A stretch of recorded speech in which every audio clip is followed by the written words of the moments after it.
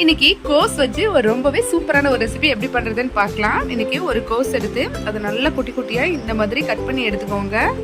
இப்போ வேற ஒரு பாத்திரத்துல 2 ஸ்பூன் அளவுக்கு மைதா, 1 ஸ்பூன் கடலை மாவு, 1/2 ஸ்பூன் வத்தல் பொடி, 1/4 ஸ்பூன் உப்பு, இஞ்சி பூண்டு பேஸ்ட், 1/2 ஸ்பூன் அளவுக்கு சிக்கன் மசாலா சேர்த்து நல்லா கலந்து விட்டுக்கோங்க. இதுல நம்ம கட் பண்ணி வச்சிருக்க அந்த கோஸையும் சேர்த்து நல்லா இதை மிக்ஸ் பண்ணி எடுத்துக்கலாம். தண்ணி எதுவுமே சேர்க்க வேண்டாம். நீங்க மிக்ஸ் பண்ணும்போது அந்த கோஸே நல்லா தண்ணி விடும். அதனால இந்த அளவு இருந்தாலே போதும், தண்ணி எதுவுமே சேர்க்காதீங்க. இப்போ இதை எடுத்து நல்லா ரவுண்டா பால் மாதிரி செஞ்சுக்கலாம்.